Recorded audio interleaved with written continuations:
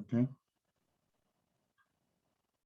Okay, now we just started and we are getting participants in.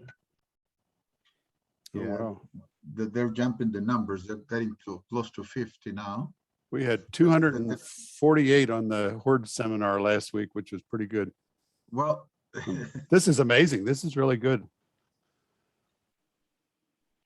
let me Wow. tell you, Dr. James, yesterday we hit the mark of, oh, yeah, got it.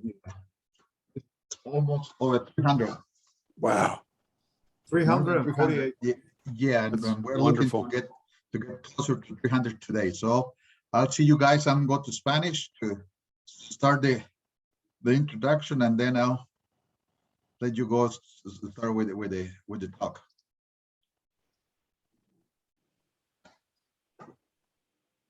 Bien. Omar, ¿podemos poner la pantalla de DIGAL, por favor?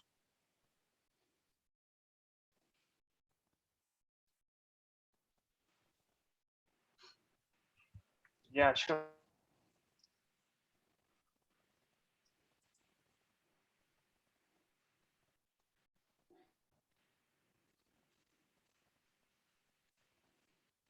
Okay. Bien, buenas tardes a todos los participantes en DIGAL 2021. Es un honor para nosotros tenerlos aquí y compartir con ustedes un par de pláticas que escogimos dentro de lo mejorcito que tenemos para ustedes. Es un gran privilegio tener al doctor Robert James hablando sobre crianza. Es una persona muy reconocida. Y tener hablando al doctor Mark Tegeler, el cual es muy reconocido en su manejo de carros mezcladores. Entonces, nuestro tema de ahora van a ser dos temas muy interesantes que van a estar relacionados con el manejo de las becerras de la crianza y con el manejo del carro mezclador. Estamos muy agradecidos con la industria que nos ha hecho posible la participación de DIGAL en 2021. Como ustedes saben, DIGAL necesita del área comercial para poder sobrevivir, y al no tener área comercial, todos nuestros esfuerzos están nomás en que la industria nos apoye y seguir ofreciendo conferencias de primer nivel, las cuales puede irse en cualquier parte del mundo como primer nivel. Estamos muy orgullosos de ser un DIGAL que siempre ha sido así. Entonces vamos a empezar con un video, pero antes del video yo quisiera nomás hacer una pequeña introducción sobre el doctor Bob James, o Robert James. Él se retiró en julio del 16 de la Universidad de Virginia Tech, del departamento de Dairy Science, y según sus propias palabras fue cuando empezó a trabajar duro después de retirarse. Ha trabajado mucho en el área de crianza y lo más importante, da muchas conferencias, visita muchos establos y ranchos de cría, tanto en Estados Unidos, Canadá, México, América del Sur, prácticamente en todo el mundo. Participa mucho en conferencias y desde el 18 se ha enfocado en becerros antes del destete. Él es el autor de un calfblog.com, que es un sitio donde tiene mucha información en el manejo de las becerras. Entonces, para nosotros va a ser un gran honor tener al doctor Bob James con nosotros. Pero primero, antes de tener al doctor James en su plática, vamos a oír un breve espacio publicitario de uno de nuestros sponsors que nos ayudó con DIGAL para la sesión de ahora. Adelante, Omar.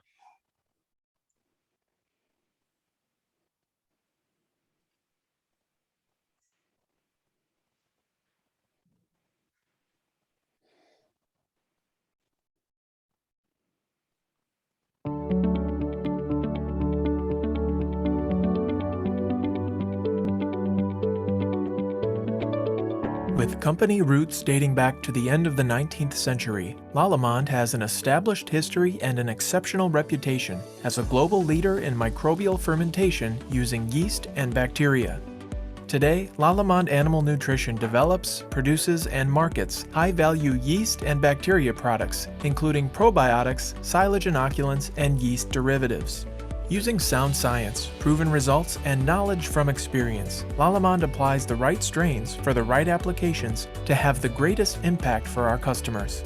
Lallemand Animal Nutrition is committed to optimizing animal performance and well-being with specific natural microbial product and service solutions. Lallemand is a primary producer and major supplier of silage inoculant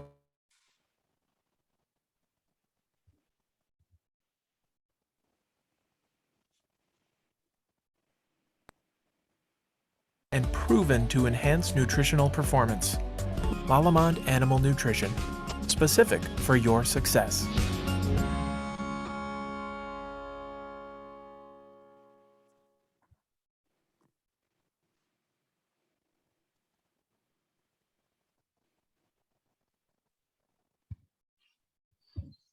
Okay, Dr. James, are you ready to start? I am ready to start. Okay, please do that. Thank you. Okay.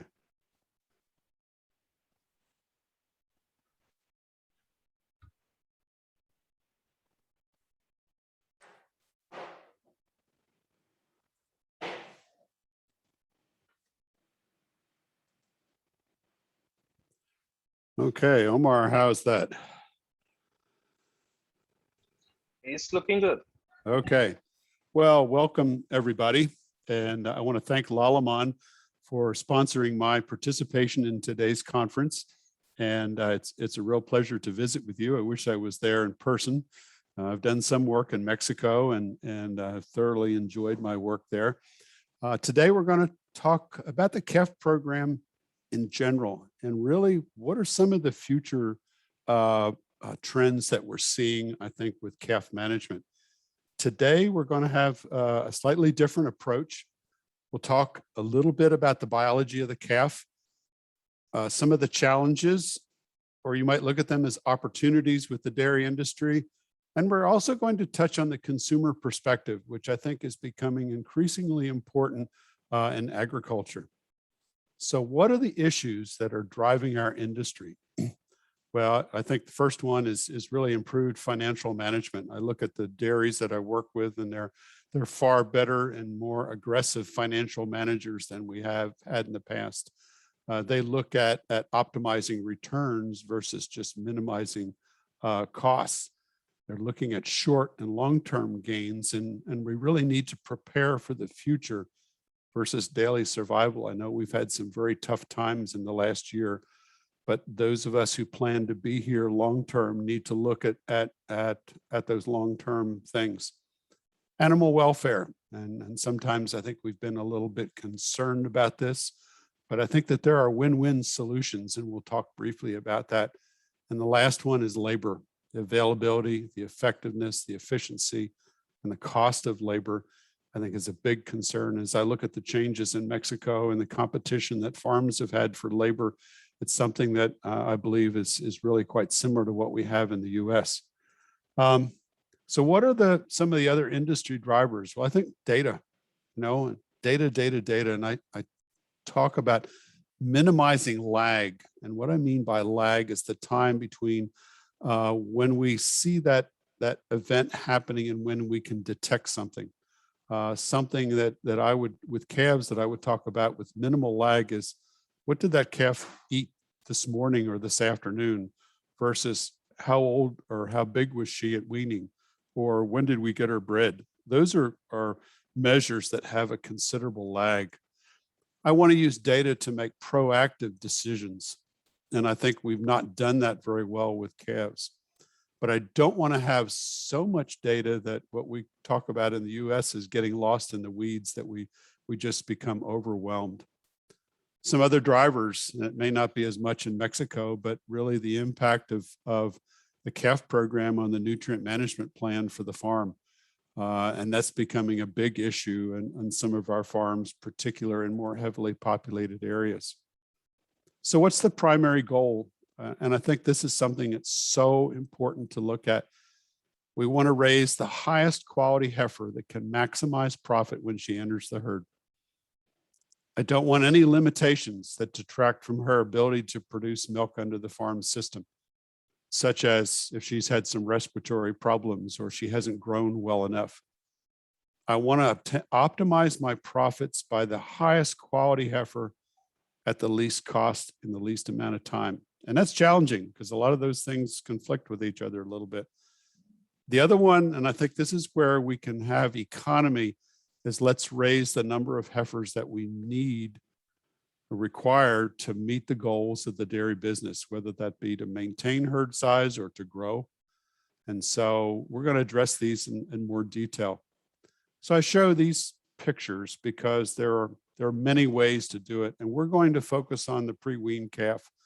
As I've transitioned out of the university and my initial consulting business, I've really focused on what happens with this pre-weaned calf. And I just want to say there are many ways of doing it successfully, and we'll talk about some of those systems. So financial management applied to calves. Well, historically, we've looked at, my gosh, how much money we spend a day on calves. So historically, we've limited milk to 4 liters a day or 4 quarts a day. We've wanted to wean them early. And we've seen the growth of a lot of calf ranches in the US that raise thousands of calves. They're highly specialized. They have amazing protocols.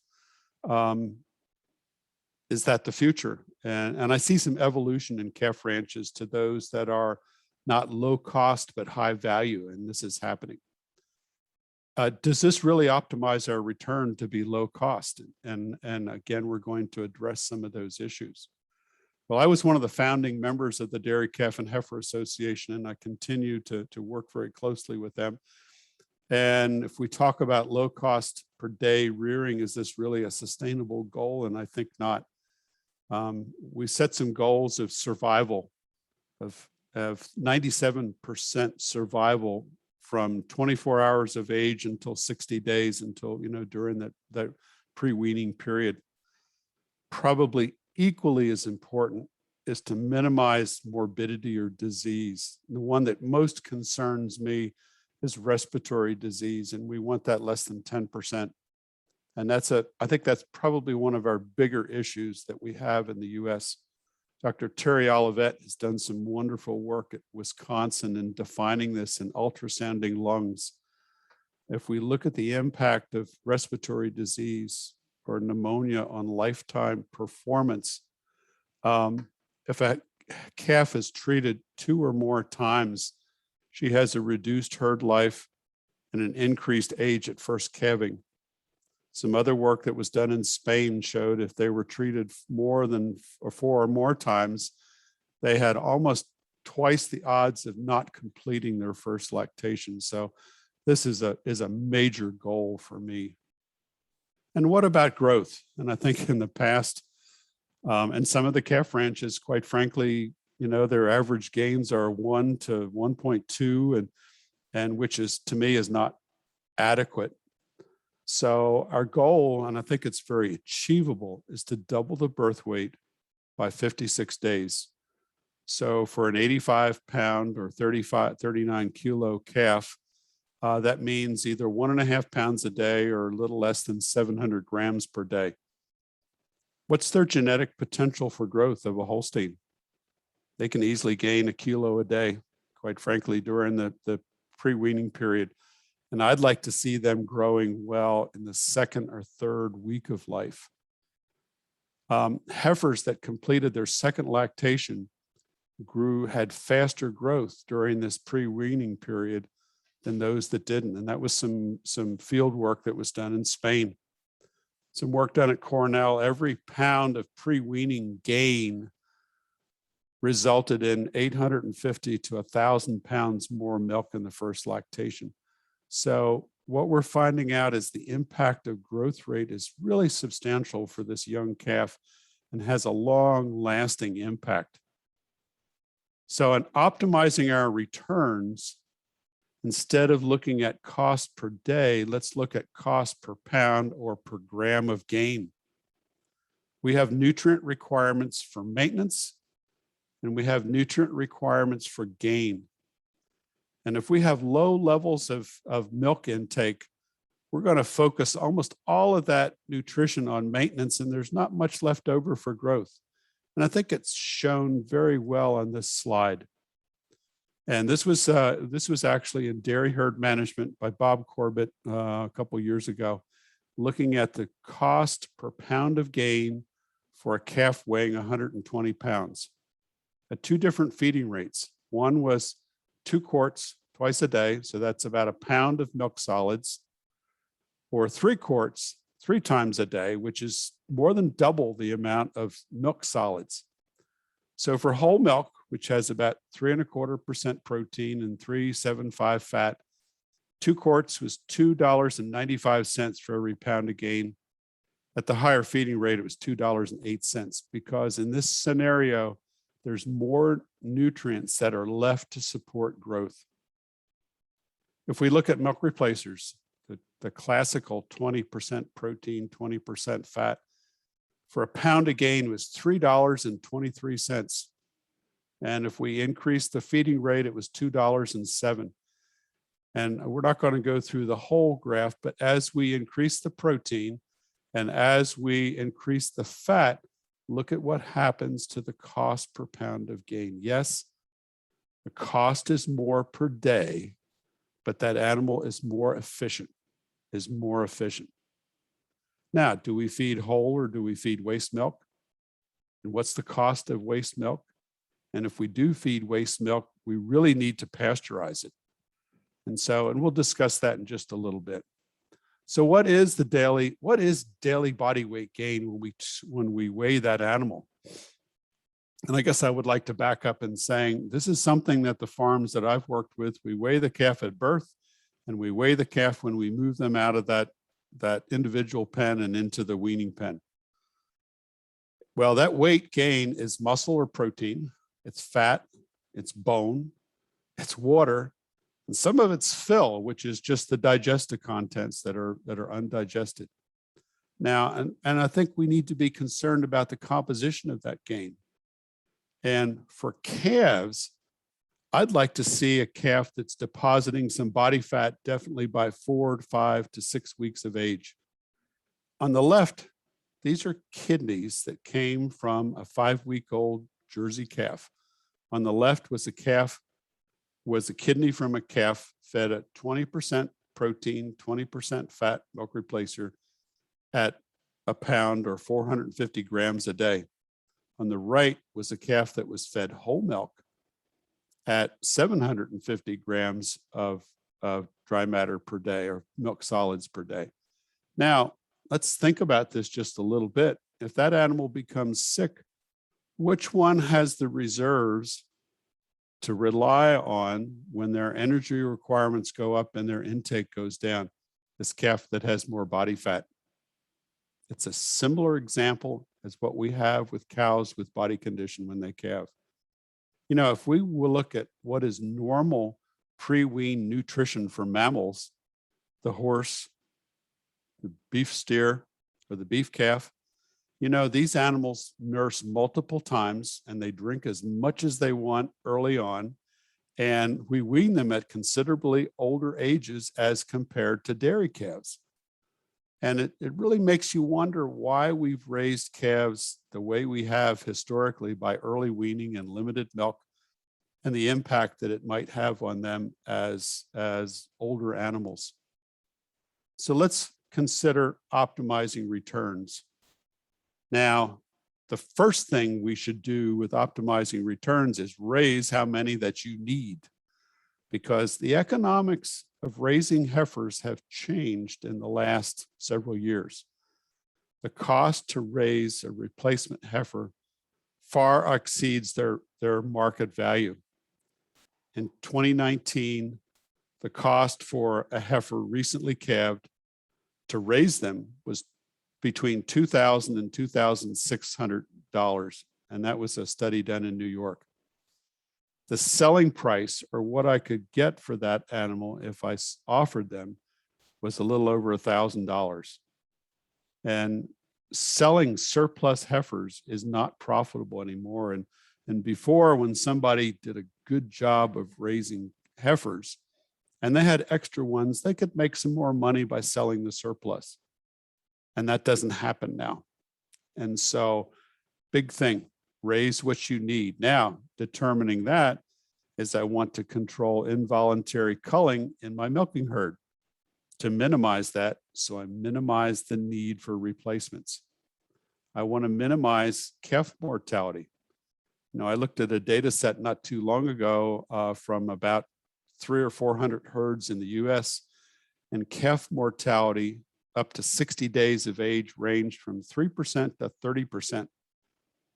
And that has a huge impact on how many animals we need to raise. Then I want to optimize the potential of what we raise. I want to feed them so that we realize their genetic potential. All of you probably are using AI or using better sires. And if we don't feed these calves well enough, they're not able to realize that genetic potential. And the impact, we do know that we feed those calves better, and it's going to minimize the impact of disease on my calves. The other one, and people would say, well, I can just purchase what I need. And there's a biosecurity risk of that. If we're buying animals on the open market and we don't know the disease status of that animal, and quite frankly, I've seen that have a devastating impact on a dairy herd. So let's look at facilities now to promote health, labor efficiency, and labor effectiveness. Historically, the calf hutch has been, I would say, the gold standard. Now think about the labor that's involved in feeding the liquid diet, the calf starter, bedding these stalls, and sanitation. It's considerable. It takes a lot of labor to take care of calves. What's the impact of weather on labor and their working conditions and the retention of that labor? And granted, you don't have the cold that we do, but you certainly have the heat, which can make it for very undesirable conditions for the labor. What's the impact of weather on calves? And unfortunately, we know a whole lot less about the impact of heat stress on calves than we do of cold stress, but it does have an impact. It increases their nutrient requirements, and it also has an impact on their general health. I want to minimize shrink in the liquid and dry diet, which means that's lost. And finally, I want to maintain the quality of the liquid, predominantly that liquid diet, because milk or milk replacer will really grow bacteria, and this can be a real source of problems for us. So let's look at some pictures. The impact on calf nutrient requirements. You know, if we look at calf hutches in the summertime, they're cookers for those calves, and we've all seen those calves really have a negative impact upon their well-being and I think their intake. Some designs that we have in California, real stress relation here, and I think we can have some impact on that. What about labor effectiveness? And I show a picture here, and here's a person trying to treat a calf, and they have to climb back into that stall. Or how easy is it to have labor effectiveness in feeding calves and hutches? Controlling shrink, one of my big concerns that I see on farms, and that's the amount of calf starter grain, which is very expensive, which is wasted. Now I'm going to back up a little bit because I want to show a picture, and I'll congratulate the farms in Mexico. They have enclosed feeders for the calf starter grain, and it significantly reduces shrink. And I've tried to convince some of my US farms that that's what they need to do, but they've been a little bit hesitant to change. But big impact. Now, what about calf welfare? And again, this may not be as important in Mexico as it is in the US, but a consumer, the housewife, the person who's unfamiliar with agriculture sees all these calf hutches and they say, oh, there's a factory farm. Whereas if I look at calves, and I have some videos on my blog of calves in a group pen, and they're running around and they're got their tails over their head, it creates a whole lot better impression for the consumer. Now, there's also calf welfare in terms of the calf. And we've seen research In fact, probably one of the first farms I saw with paired housing of dairy calves was in Mexico. It was a registered herd not too far outside of Querétaro. But for paired or group housed calves, they eat starter sooner. They adapt better to novel situations. Now, what's a novel situation? Well, we move them from one pen to another, or we introduce a new animal, or when they're cows, they see new feed or a new situation. They adjust a whole lot better. And then weaning is much less stressful for these animals. They've already been in a group and they're used to being around others. And calves are herd animals, cows are. And so, it's very positive. This is a picture of some calves at our university. And this is a farm in Wisconsin that has paired housing. They put a fence between these calves for the first 2 weeks and then take it out, and really has a very positive influence on those calves. My question is, does it have an impact of behavior as cows? And I think most of the farms that I work with will say that they really strongly believe that it does. Now let's talk about labor availability and the quality of labor for calf care and management. And I'll deal mostly with my experiences in the US and some other countries, but generally we may not have our highest people hired to take care of calves.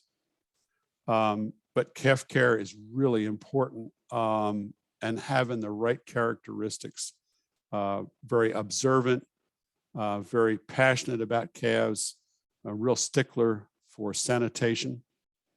And if we look at labor availability, and I know COVID has influenced, at least in the US, but alternative employment opportunities. And I know that there are a lot of factories that are being built in Mexico where workers can make probably more money than they can on a farm. And so it's influenced the availability and also the cost of labor, and it's had a substantial impact. And so I think we need to shift our emphasis. And I hope I'm building this case of showing the challenges that we have now with calf management and how we need to improve it. So what can be done to improve efficiency? And I say effectiveness, how well they do their job. What can be done to improve labor retention? Well, I look at efficiency and effectiveness, and if I'm a calf person feeding calves, would I rather feed something here or in a facility like this? This was a facility in Colorado. They had about 800. They had 2 barns that were like this, quite comfortable for workers, very comfortable for calves, and a whole lot easier to clean and feed animals in this facility than in this facility shown above. And these are things that we really need to I think, to be strongly considering in the future. What's the impact of housing on labor effectiveness and efficiency? And if we've seen bottle trailers, and again, I show the calf starter feeders, highly efficient system here for taking care of calves versus a farm over here where these calves were on a collar and a chain. And to feed water and to feed calf starter for these calves was extremely difficult because, and very, very slow and very bothersome too, because that calf's already bothering this person on the right. So have another shift here. How do you manage your calves? And if we really talk about what management is, some definitions: to handle or direct with a degree of skill, such as to exercise executive, administrative, and supervisory direction of, or to manage a business. Now, think about how we manage the dairy business, financially, labor management, and think about how we manage the dairy cows. And now let's apply this to the calf enterprise, which I don't think we've done very well in the past. What records do you have on your farm to monitor your calf program? What's the status of the calf program today? And what I see on a lot of farms that I work with or have worked with in the past is the farm owner or the farm manager becomes aware that there's a problem when calves start dying. Well, it's too late. It's too late. The loss has already been occurred. And a lot of times that worker or that calf team is very hesitant to admit that there's a problem. So how do we communicate? How do the calves communicate to the calf feeder, to the calf manager? And how does that calf manager communicate to the herd manager or the herd owner, the veterinarian, and any industry partners such as from feed business or equipment? And this is something that I've really strived to develop on many of the farms that I work with, is better communication. Some examples, and I'll show you some that are really quite simple. I have a daily monitor. And so some of the things that I'd like to know on a calf today: how many calves are off feed? How many calves were slow drinkers? And if we're feeding in buckets or bottles, how many drank slowly in the afternoon? Many times in the morning, they'll drink everything because they're very hungry, but in the afternoon, maybe not so much. So we can have daily, we can have weekly or monthly reports. Now, the veterinarian would like to know a record of the calves that are treated and retreated, and what they were treated for and what they were treated with. Increasingly in the US, we're seeing ultrasound used on farms with calves to identify calves that may have problems with pneumonia that clinically may appear normal, but we see that there can be some substantial problems. So there's going to be 3 slides here that I break down this daily monitor report. And I will tailor this according to how much that I think the farm will be willing to record and use effectively. So I have an example here: morning, afternoon feeding, how many calves. And when I mixed up that batch of milk, I was using milk and milk replacer. Here's how much the weight of the pounds of milk and the pounds of in the morning and afternoon, the pounds of water and the pounds of milk replacer powder, and my total volume. And so again, you'll see that I'm actually recording and weighing that feed as I'm mixing it. So I have a record of it. Here's the temperature of that solution. And this is in Fahrenheit on the truck when it left the barn. 105, which is desirable, 95, which in the wintertime might be a little bit of a concern in the US, maybe not so much in Mexico. Here's the temperature of the milk after the last calf was fed. And so again, it probably is not going to change too much in Mexico, but in the US, when it's cold, the temperature can really chill, and that last calf can get some milk that might cold stress it a little bit. Probably one of my most important records: how many slow or non-drinkers did I have today in the morning and in the afternoon?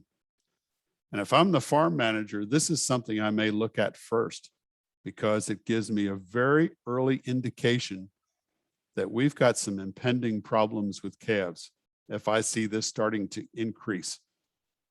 And now here are the tag numbers of the slow or non-drinkers that didn't finish all their milk.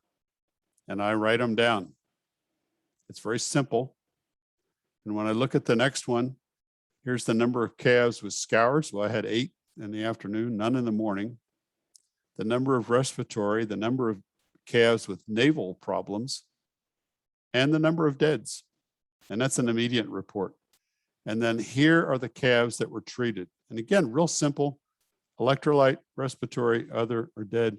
And I record those calf numbers and the key. Now you can adjust this according to what's going to work best on your farm, but it establishes a way to document what's happening on the farm on a very current basis. So here's the one sheet, the one page that I have that's filled out twice a day, and given to the manager once a day, that manager can look at this report and in 5 minutes have a pretty good indication of how things are with the calves. So it's an example of something that can be very timely for calf management. So some essentials for calf management. Well, I talk about a calf management team. And again, this was something that I developed with a lot of my clients recently. A team of the feeders, the managers, the dairy herd manager, the veterinarian, and the industry partners. And we establish that communication with everyone in these pathways. How do we communicate well? We develop some records that are going to be used that have a minimal lag. A best example of that minimal lag for me is how many calves didn't eat well this afternoon. And these are relevant to achieving goals for growth, for health, and financial. And the other one is a real commitment that we're going to improve things. And it's a constant process. And again, this is something that we really haven't emphasized a whole lot in the past. But if we raise fewer calves, we can afford to have less mortality, less sickness, and we want to capture that genetic ability to really make it as efficient an operation as we have for the rest of the farm. Now, what about the impact of technology? I'm not sure if there are any robotic dairies in this area, but are these herds managed differently? I remember going on some of the first robotic dairies that happened here where I live. And it was interesting. Some of the data that they looked at was very different than what we traditionally have used. So can we apply this mindset to managing calves? And I think we can. What records? Well, I'd like to know, how much did that calf drink per day? How fast did they drink? Did they come into that feeding station and maybe dawdle around a little bit and not? How many unrewarded visits did they have where they came into a feeder and then decided not to drink, and then treatments? Now, again, these are not part of some of the classical things that we have. And we're talking more about using automatic calf feeders. And I want to make it very clear, these are not for everybody. But I think there's some really great potential with these. And I've worked with some herds that have been very successful and some not so much. Well, here's an example of some of the data that's automatically recorded. Well, if we look over here, we can see where, I'm going to use my pointer. We can see this is feeding behavior from yesterday. So this calf, this is when it came to the feeding station to drink, and this is how much it drank the day. Here's feeding behavior today, and we can see intake's off just a little bit. The other thing that we look at is how much they drank, and it shows it graphically here. And so in this feeding program, they're allowed to go from 6 to 8 liters, or excuse me, our alarm is set. They can drink as much as they want to early on. And then we gradually decrease that amount that they're to consume. But this has been very interesting for me in looking at feeding behavior with auto feeders. Because typically what we've done when we bottle or bucket feed is we just assume the calf drinks everything. And I've really learned that intake is very variable with these calves, just like I think it is probably with people. And we can see that this calf bounced around from a low of 4 liters to a high of almost 9 liters per day. We can also look at how fast they drink, And so, I'd be very concerned about this one, because this one, drinking speed dropped down very quickly. And so we're learning more about this, and we can actually print alarms that where the feeder will show us calves that are 70% of their previous intake for the last 3 days, or their drinking speed has dropped to 30 or 70% of their previous 3-day average. All these values are recorded 24/7, and they're available through the cloud or an app. I can monitor farms anywhere in the world that have the Forster Technic automatic calf feeders. And there are other manufacturers. Holman Lau is another system Urban is another system. They're all made in Germany, but also with some equal technology. So, you know, there's some great potential here, I think, to manage calves a little bit better. Now we talk about data, and so let's go away from the automatic calf feeder. I had the pleasure of working with a farm in Australia that recorded birth weights and weaning weights. Now, if we want to double our birth weight, our goal is 200% of the weaning ratio.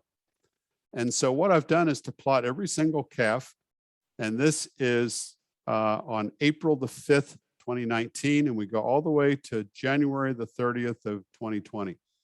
And we can see, well, first of all, we've had a good progress of growth of these calves, but we have a real big spread.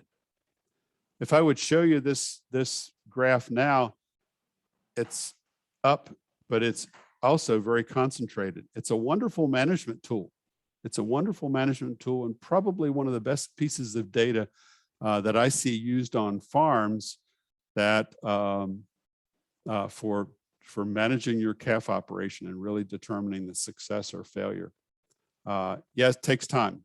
We have to have facilities to electronically weigh calves at birth and weigh them with weaning. But where there's a will, there's a way of doing that. So, in kind of finishing up some things here, what are the bottlenecks with your calf program? Is your calf program important to the herd future? And we need to identify those bottlenecks. Where are the problems? Is it a problem with people and not having the right people in the right place? Is it a problem with our facility that makes it almost impossible to feed or manage those calves effectively and efficiently? And then we need to prioritize where those bottlenecks are. What are the ones that are going to have the most immediate influence on farm profit and sustainability now, and then also in the future? And it will vary by farm. You know, I'm traditionally a nutritionist, and I want to find a way to get more milk into calves successfully as early as I can in life. And that can be a challenge. That can be a challenge, particularly if we're only feeding calves twice a day. And if we can feed more often, that's better. And every one of those decisions that we make involves a cost. And we need to assess what that potential benefit is and the likelihood of getting that benefit. We need to develop a management mindset with calves, you know, and I think that starts with records, very timely records, and building a management team, having a calf manager, someone who's really in charge of the calves and who's going to communicate very well with the herd manager and with the veterinarian and with the rest of that team. And ultimately, we want to do what's best for your calves. And I think sometimes we've forgotten that in the long run. So if we look at let's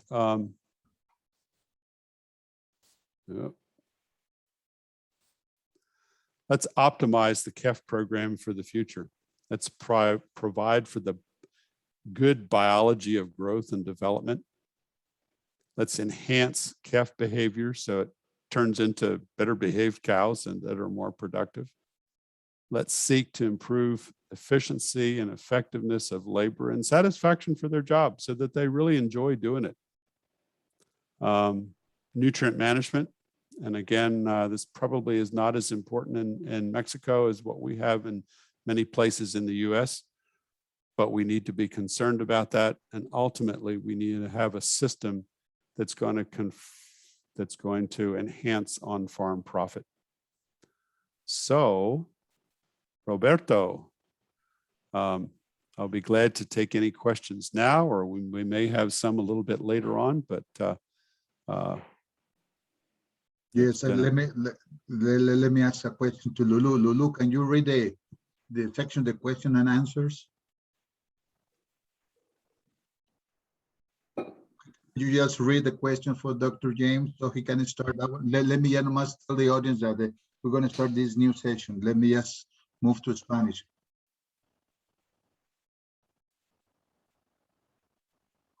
Okay. Vamos a estar de la primera para abajo. Creo que las dos primeras no son preguntas, nomás son saludos de... ok. Ya. Ok. Sure. Ya. Bien, vamos a pasar nuevamente a la sesión de preguntas y respuestas. Yo voy a leer la pregunta para la audiencia para ver lo que se está preguntando al doctor James, y nuestra traductora Lulú va a hacerle la misma pregunta al doctor en inglés y él va a dar su respuesta. Entonces empecemos con la primera pregunta. La primera pregunta nos dice, ¿cuál es la fuente de proteína usada en los alimentos balanceados, granos y cereales para animales de reemplazo?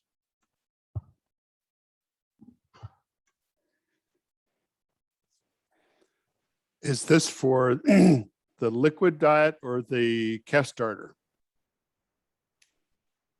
Yo creo que es iniciador. Okay. Yeah, typically, I think, and the research really shows it, is soybean meal and corn are our standby feeds. How we process the corn is, or we're talking about protein only, correct? Yeah, I think I can see it in the question there. This is Abner Hoyos, I think, question. And so soybean meal would probably be the preference, I think, due to palatability and due to the nitrogen content. We have seen some use of canola, but not very much. And but that tends to be the most popular one is soy.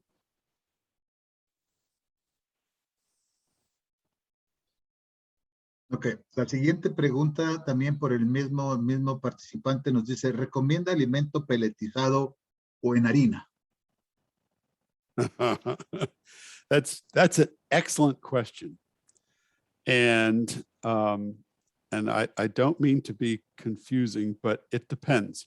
I've seen, if we have pellets, making the correct pellet is challenging. We don't want it too soft because we'll have fines, and we don't want it too hard, but pellets can be very successful. I do not like mash feeds. I like more coarse ground feeds that are either cracked corn or steam flaked corn or steam rolled corn with a little bit bigger particle size. And even whole corn can be really quite satisfactory. And the finely ground mash feeds are, to me, are a problem with palatability. The calves will have more problems with palatability with the finely ground feeds. So it really depends, as I said, upon the quality of the pellet, whether it's going to be satisfactory. I've worked with some very good ones, and I've worked with some that are a real problem.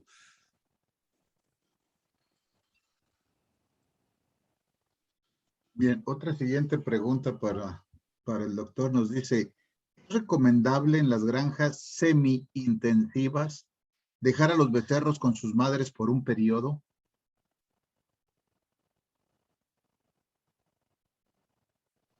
Yeah, that's a very good question, to leave them with the cows. The problem with that is we just never know. There's two issues that I see. We never know if the calf has consumed adequate amounts of colostrum, and that's one of our biggest concerns for success in raising calves. The other one is maintaining the sanitation. If we think of the calf being born with very little bacteria inside their body, and most of the calving environments are not the cleanest. And so what enters that calf's mouth while it's first born? And, ideally it should be very clean, very high antibody colostrum that has a very low bacteria count. And there's too much risk involved in leaving the calf with the cow. And I really want to control that risk and to make sure that calf has consumed sufficient colostrum. Now, if we assist with the nursing, if the cow's udder is clean, then they may absorb a little bit more colostrum, but that's probably one of the biggest problems that we have is leaving the calf with the cow, and in terms of the risk involved with not drinking enough colostrum and of introduction of undesirable bacteria into that calf.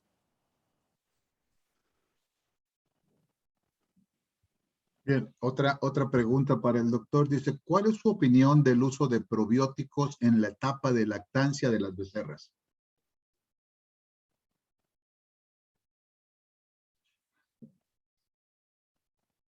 Oh, well, you know, I think we've made some tremendous gains in terms of probiotics than we had. I did some work on probiotics many years ago. We have companies such as Lalamond and some others that have invested in research, and they can document the impact of some of their strains of bacteria in their probiotics. I think one of the increasing the chances for success involves feeding that probiotic multiple times. We're introducing an organism that has been identified as living in healthy calves, but we're growing it in a laboratory. And so I think that multiple feedings of that probiotic can be very, very important. As we try to reduce antibiotic use, we must look for other methods of preventing and controlling disease. And I think probiotics are potentially fill that role very importantly.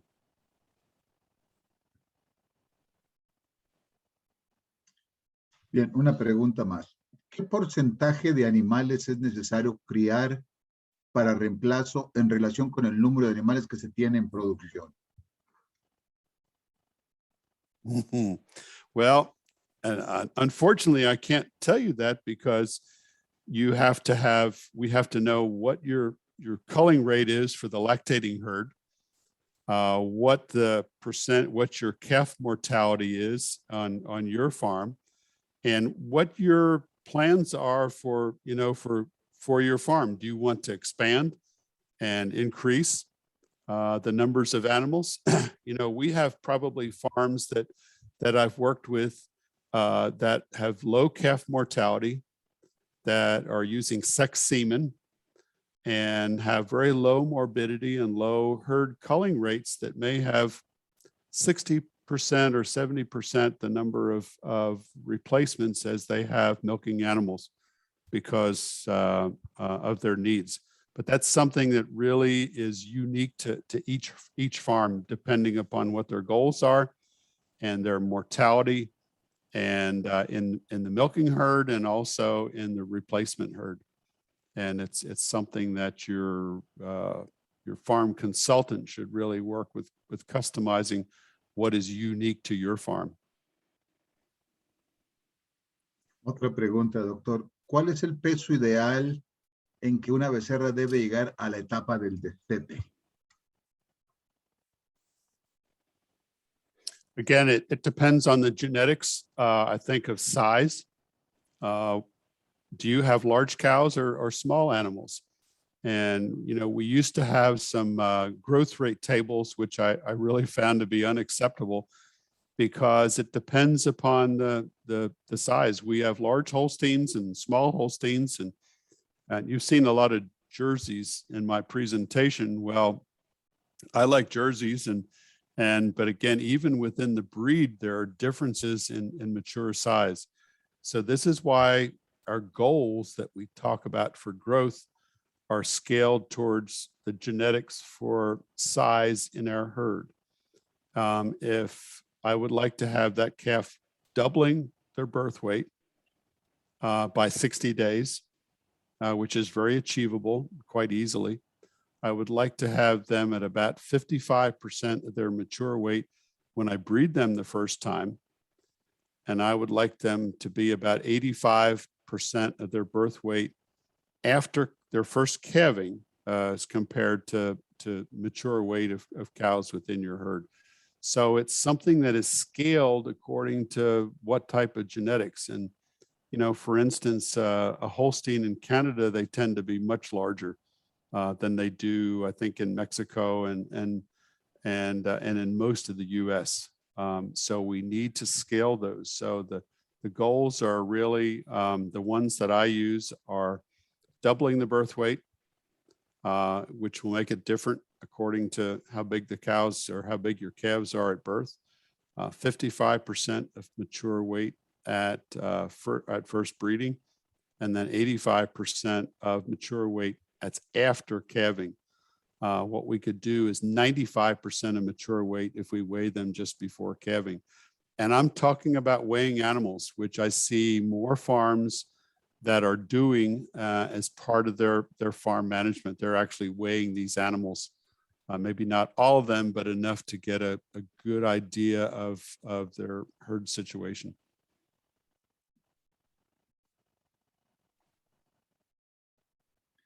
Otra pregunta de manejo, doctor. ¿Cuántas tomas de leche es conveniente hacer por día?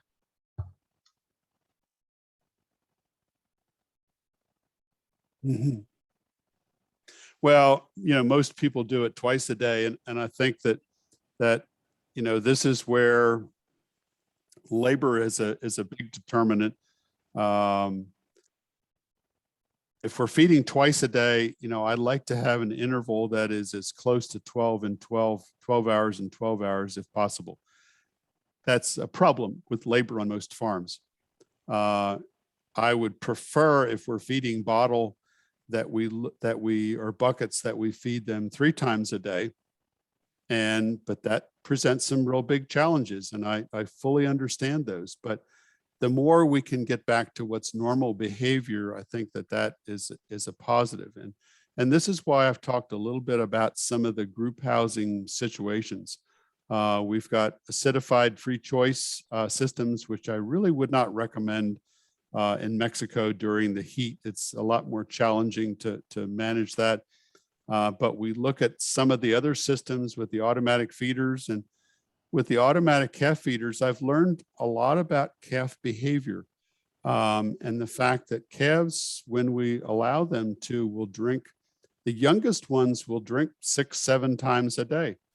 As they get older, they drink fewer meals per day, but much larger at each meal.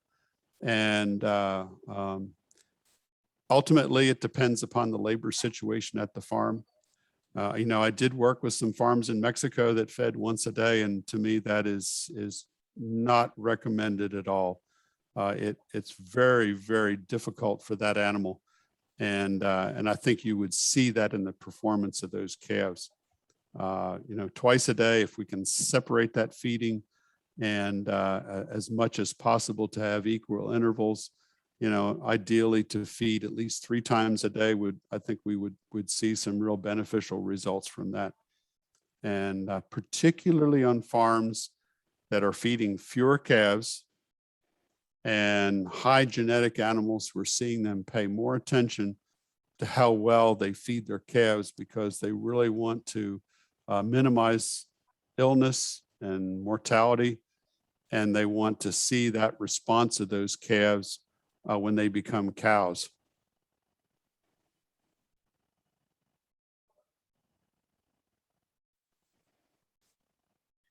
Bien, hay demasiadas preguntas para el doctor, pero vamos a tratar de hacer rápido un par de preguntas más. Dice, ¿a qué edad de la becerra recomienda empezar a suministrar forraje o fibra para el desarrollo del rumen, y qué tipo de fibra podemos utilizar? That's another very good question. And it's interesting that I have changed my views on this. And some of that comes from watching calves. When I go on a farm, I like to watch the animals. And with the calves that are bedded with straw, do you know that those calves start nibbling on the straw just a little bit at 3-4 weeks of age? They don't eat very much, but they will pick at it. I would prefer that if we are going to feed forage before that, alfalfa really does not work very well. And I say that because when we have alfalfa, we have leaves and we have stems. And the calves will eat the leaves and they won't eat the stems. And they will have some loose manure with alfalfa. I would prefer grass. On farms that I've dealt with, you know, we will feed some chopped straw, provided that it is very bright yellow and clean. And calves won't eat very much of it, but they will pick at it just a little bit, and they'll eat maybe 100 or 200 grams a day before weaning, and then even after weaning. And then I do like to transition them to if we can, a total mixed ration sometime a month or 2 months after weaning that may have some silage along with some chopped grass or minimal amounts of straw in there, as well as my grain. But I used to think that, oh, let's not feed any forage at all for that calf prior to weaning. And when I watch calves that are bedded with straw, they're nibbling on that just a little bit, and it gives them, I think, a little bit more of a safety to avoid any kind of digestive upsets during weaning, which is a challenging time for the calf, particularly if they're fed and our weaning is just a little bit too abrupt on calves. Bien, vamos a terminar con una última pregunta que la veo bastante importante. Dice, preguntarle por favor los pros y los cons de agrupar a las becerras de 2 por caseta. ¿Se ve más pros por el consumo que se aumenta sobre el riesgo de la mastitis que se puede ocasionar por que las becerras se mamen entre ellas? Mm-hmm. Yes, very, very good point. And so excuse me, we'll talk a little bit about there are some risks involved, and group housing or paired housing calves requires that we feed enough milk. We must feed them at least 8 liters of milk a day to prevent that, so that they're not hungry. If you're feeding less than 8 liters, these calves will be very hungry and they will start sucking on each other, and it will be a problem. I think that the paired housing works better when we have a longer interval between feedings. In other words, we don't have an interval where it's 8 hours and 16 hours. And then towards, as they become very hungry, they get very prone to wanting to suck on each other. With paired housing, the other thing that I would recommend with paired housing is it's a step down weaning. Traditionally, we've fed calves wean calves by feeding them once a day for a week, before weaning. And that's more likely to create some sucking problems. I like to step down the weaning a little bit and make sure that we maybe have 3 days where we've dropped the feeding rate down by a liter or a quart at each feeding, and do a step down approach rather than very abrupt going to once a day. But anything that causes those calves to be exceptionally hungry is going to encourage cross-sucking, which can be a real big problem. And that's something that really has to happen. We have to feed enough milk, and feed enough milk early on to where they're not, they're not bawling for feed. When we feed calves and we hear them bawling real loud, that's not normal behavior. It's very interesting in looking at the calves that are fed in the automatic calf feeder, and there's no noise. You walk into the facility and there's no noise at all with these calves. They are very content, and it's a very, very different behavior. And I think we see the same thing in a sense with the paired calves that are fed enough milk. But that's the big thing that really has to happen with paired or group housed calves. We must feed enough milk. Bien, vamos a darle las gracias al doctor por su brillante participación en DIGAL 2021. Y le voy a pedir a Omar que si me repite por favor el video del alemán donde hubo esa franja negra, esa franja gris en la parte de abajo para complacer también a nuestros patrocinadores. Y enseguida de eso pasamos al siguiente tema con la introducción del nuevo conferencista. Thank you, Lulu. You're excellent. Dr. Está James, you had 333. Boy. Está bien. Muy bien. That's the number you have to beat now, okay?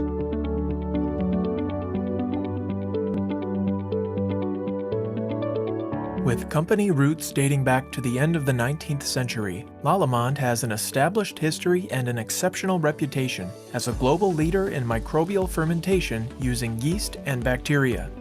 Today, Lallemand Animal Nutrition develops, produces, and markets high-value yeast and bacteria products, including probiotics, silage inoculants, and yeast derivatives.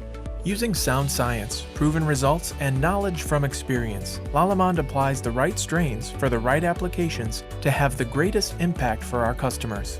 Lallemand Animal Nutrition is committed to optimizing animal performance and well-being with specific natural microbial product and service solutions. Lallemand is a primary producer and major supplier of silage inoculants, probiotics, and yeast derivatives across all continents. Throughout our locations, Lallemand researches, develops, and markets microbial strains that are scientifically selected and proven to enhance nutritional performance. Lallemand Animal Nutrition, specific for your success.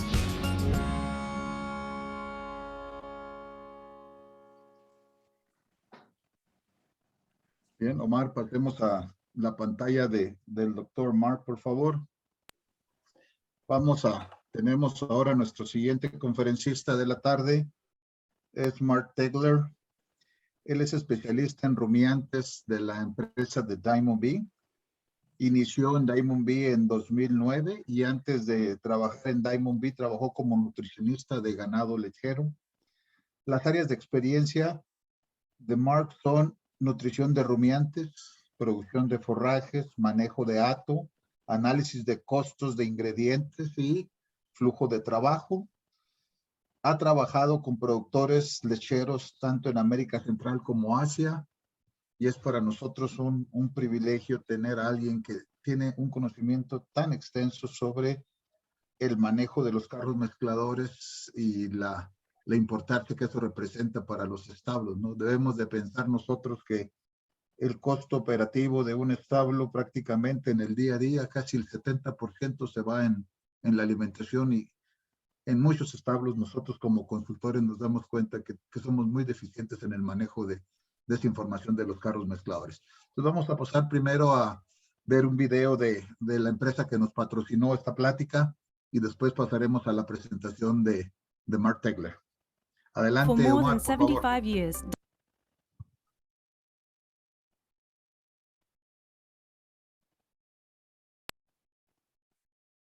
Sí, Omar, adelante con el video. For more than 75 years, Diamond V has focused on science and technology to benefit animal health and productivity. Our discoveries and innovations have led to new ways of thinking and new products, all part of Diamond V's proprietary processes. The value we bring to our customers has evolved and grown over time. Today, Diamond V is a global animal health leader.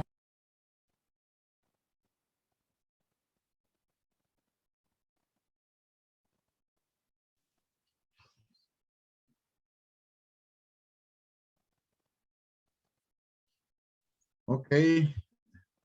Dr. Mark, all yours. Go ahead. Okay. Share my screen.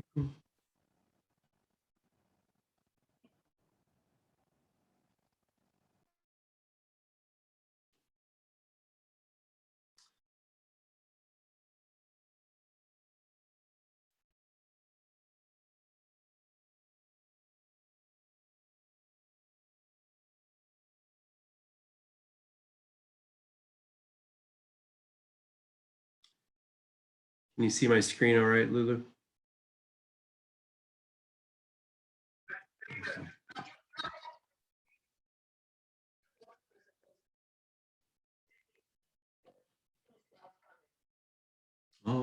I just see a swap display. Sorry.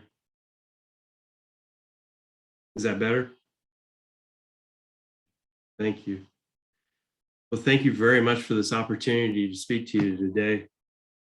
My talk today is going to be on opportunities to observe, to improve feeding consistency, accuracy, and efficiency, with more of a focus on efficiency.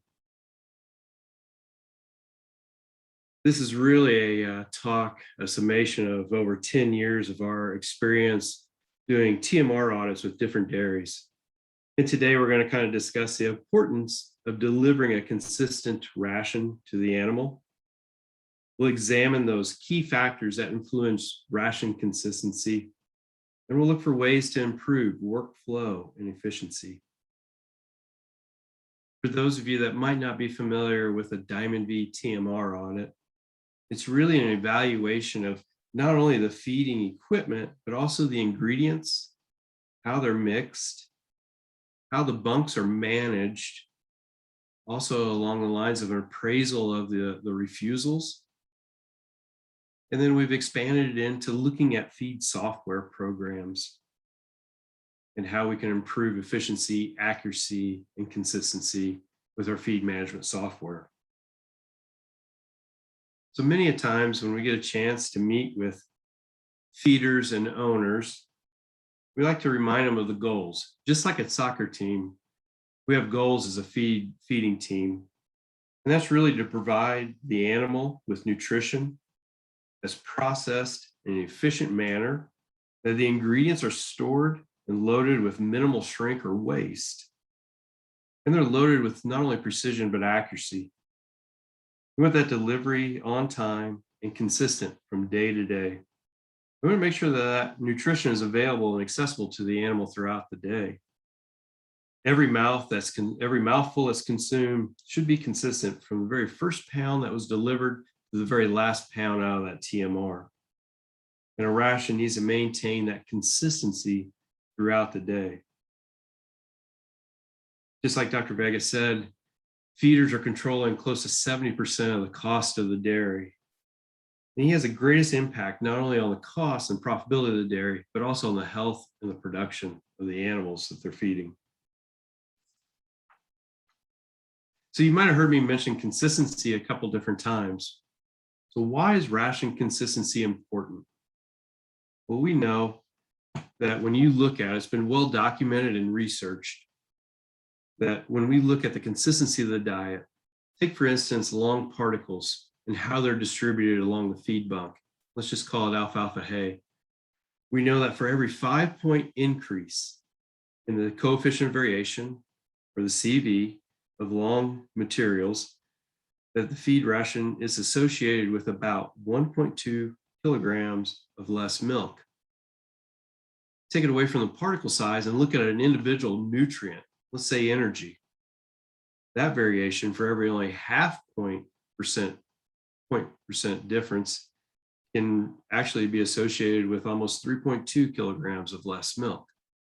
So it's really important that we look at the consistency of the diet from the very beginning of the load to the end of the load. And we can do that with our eyes, but how else can we measure ration consistency on the farm? Well, at Diamond V, we found that there is a relationship between particle size distribution and the distribution of nutrients. What we can do on the farm to check the consistency of that diet is to take 10 samples per load. Every 10% of the load, take a sample and use a Penn State shaker box. There we'll measure the particles that are retained on the screens. And with that information, we'll do we can calculate out not only the average for that material, but also how consistent it is, or a coefficient of variation. Coefficient of variation is just a metric that we use to measure the consistency of that diet. And just remember that the lower the number, the better.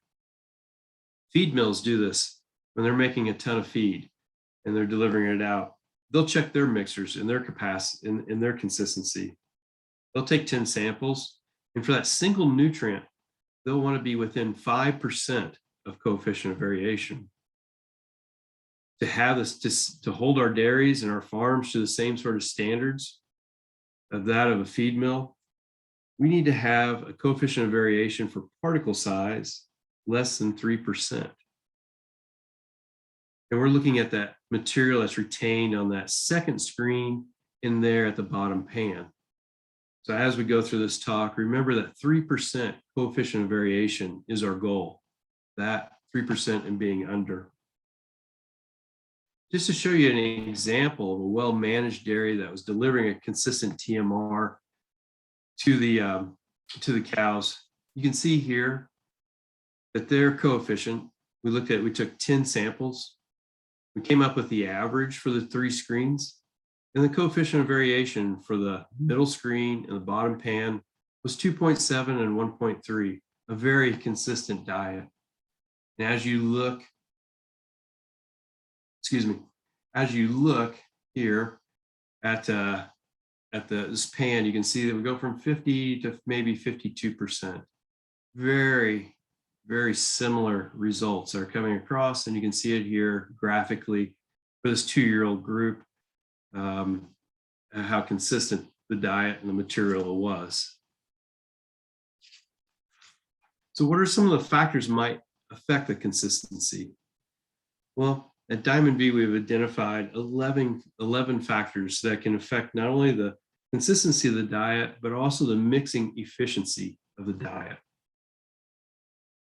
When we look at it, the number one culprit for inconsistent or inefficient rations is the mixing time after the last ingredient is loaded, commonly referred to as pause time. And it's also the speed at which we mix. Now, this is brand specific or model specific at how fast the tractor should be turning in the augers internally. Third is wear on the equipment, especially when we look at things like kicker plate or a shoe or the knives. And also wearing of the augers away from the sidewalls or the tub walls.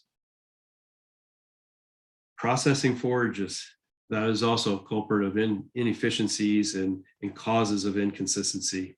A best practice is always to pre-process our forages before they go in, especially our straw or hay or any kind of long dry material. Load size, not only being over capacity, overfilling the mixer, but actually underfilling can have a tremendous effect on the consistency of the diet. And along with ingredient order, levelness of the TMR, loading position, whether or not certain parts are set in like forage restrictors, how we're handling those additional options on the mixer, and things like auger timing. Lots of times before we come out and do an audit, we'll ask for a backup of the feeds ration software. And this gives us kind of an idea of not only the load sizes, the ingredient order, but other minor details that maybe a manager might overlook. And this is like a mixing time or that pause time. On this example for this dairy, one of the things that we did notice was that they had a very short pause time after the last ingredient was included. They're only mixing it for basically about 1 minute and 30 seconds to maybe 2 minutes before it was unloaded. So we had the feeder do his normal routine, and we checked 2 different diets, the same ration, but 2 different loads. On the first load, you can see here, he did a fresh cow load. He had a 2-minute pause time, and he had lots of variation in the ration that was delivered. You can see here with that 2-minute pause time, he had a coefficient of variation at 10% and 5.6. Now, when he made this next ration, same percent of ingredients and same weight, all we asked the feeder to do was to increase pause time by 3 minutes for a total of 5 minutes. And you can see how that additional mixing time increased the consistency of the diet that was delivered, or what we got our coefficient of variation within guidelines. And we know how important it is to deliver a consistent diet, especially to a group like fresh cows. Other factors is wear. Right here is what you're looking at on this picture right here towards the left is just what we call a kicker plate. This would be, and lots of these kicker plates and manufacturers will actually put in a sight gauge to tell us when it's time to replace. You can see right here at this hole, when it wears down and it opens up the top of this hole, we know it's time to replace this part. Other things like knives are important too. You know, here's a picture of a brand new knife and one with extreme wear. If we're going to do any processing of the forges in the TMR, we definitely need to have sharp knives. Some of the things that we'd like to explain to our feeders as we're doing the audit or as we're talking about the mixing process is to remind them that feed actually mixes when it falls. So it's that falling action, or as it falls along the side of the tub wall, or a vertical mixer is when it's truly mixing. When we think about some of these key parts like a kicker plate, not only is it important to start the process, but bring the feed up towards the top, but as it passes and as it has that tight tolerance towards that tub wall, it creates a void, allowing the feed at the top to fall and to mix. So we asked our feeders at least once a day to observe the mixing action of the feed. We want to see it to fall freely along the side walls and move from front to back to ensure that we've got good mixing and delivering a consistent diet. Up here towards the left, you'll see an example or a video of very poor mixing. This mixer was a triple screw at a large dairy, and the augers themselves were completely worn out and missing the kicker plates. So the feed never really had a chance to come up or to fall freely along the side walls, creating a very inconsistent ration. The dairyman, once he saw this, took immediate action, replaced the augers and the kicker plate, same mixer, same tub, just new augers inside, and we'll look at the mixing action with the new parts. So the same ration, same diet, same mixer with just new parts in it. And this is what we want to see. We want to see that nice turbulence that's happening in the mixing tub and seeing the feed fall freely along the sides.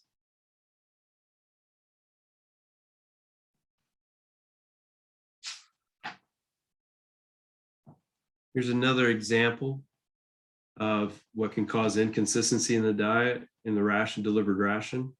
Not only a short pause time, but loading or mixing on a slight slope or unlevel ground.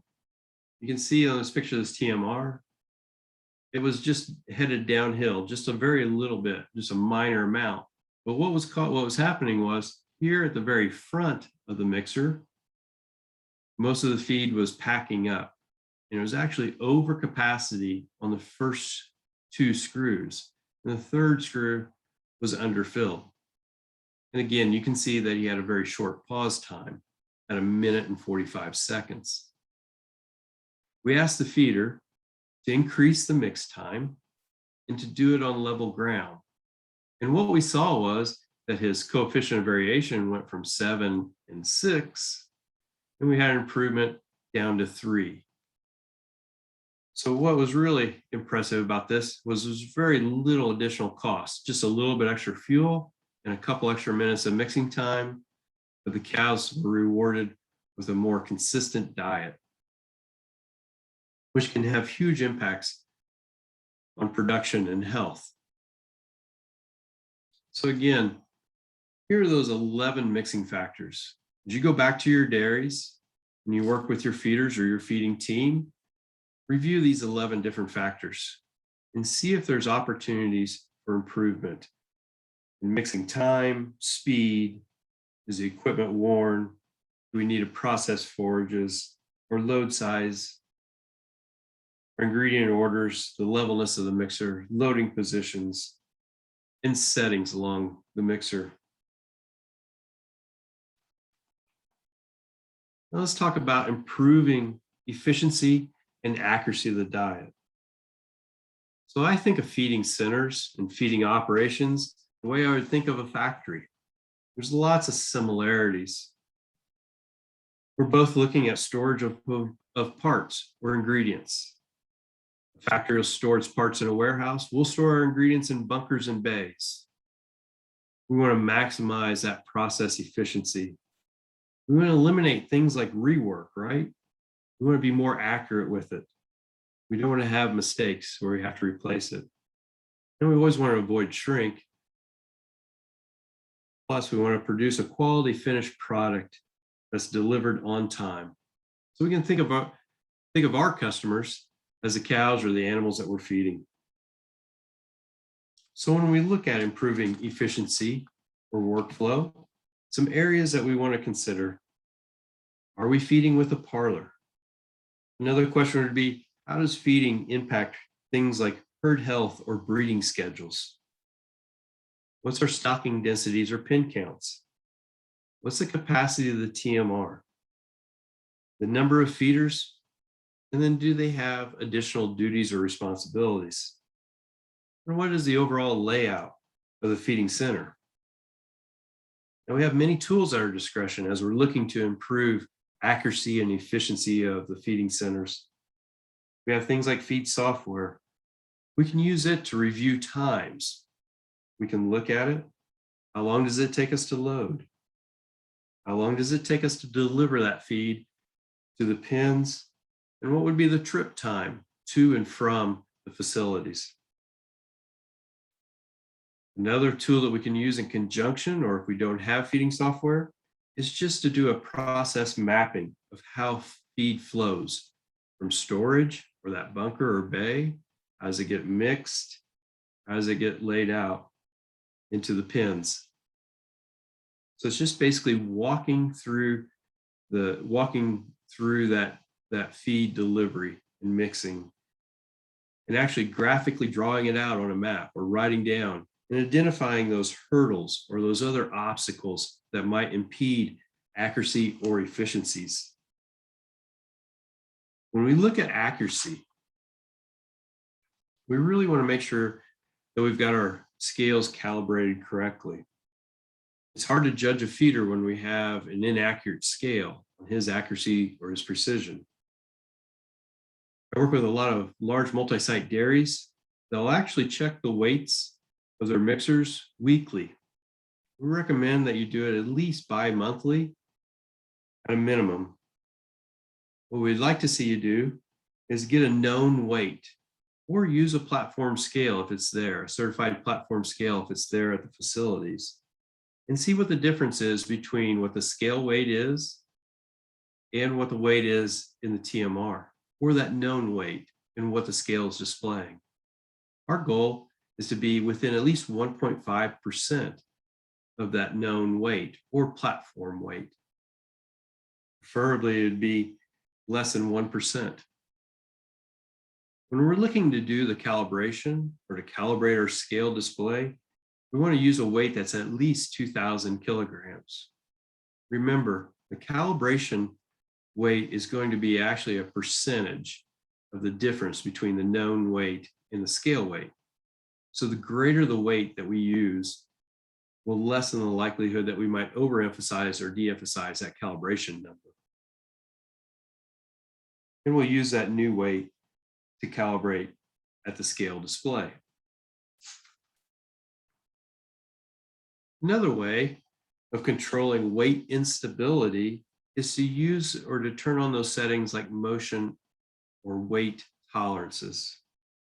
If you think about it, those weigh cells that we're using to record the weights, they're taking a measurement generally 10 times per second. And when that weight stabilizes for generally 2 seconds, it'll either allow the ingredient to advance to the next ingredient or allow on delivery to advance to the next pin. So we're asking these weigh bars to accurately measure 10 times per second the weight that's in there. So we can do that by changing at the scale display, or we can do it within the program. And I'll show you how to do that here in another slide. But first, I wanted to show you an example of an excellent feeder and how he's allowing the machine to work, how he's allowing the scale to do its job. You'll see here him loading up grain. He's going through this process. He's loading right in the middle of the TMR, right over the edge. Good loading position. And you can see as the scale starts to count down, he starts to slow his unloading. He's allowing the scale to catch up so that he can have a stabilized weight for at least 2 seconds before it advances. Too often, when we just dump in feed in a hurried manner, we don't allow the scale to catch back up, and we can create inaccuracies that way.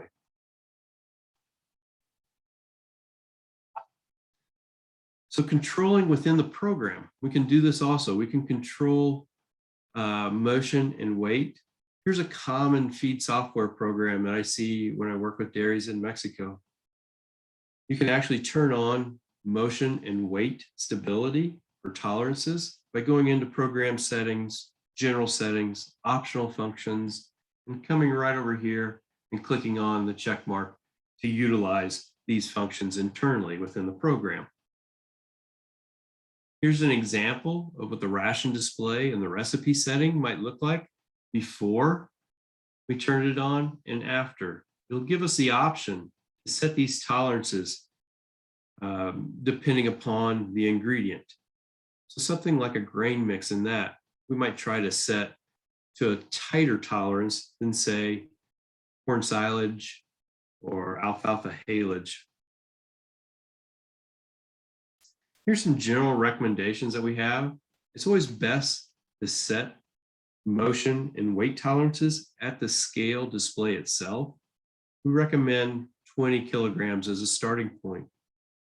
And then we can adjust those settings for ingredients that are a little bit more expensive, like our minerals or our grains. Maybe we want to set those to, say, 10 kilograms, so we can have greater accuracy and precision, especially this fall as we're looking at much higher feed prices than we've seen in the past.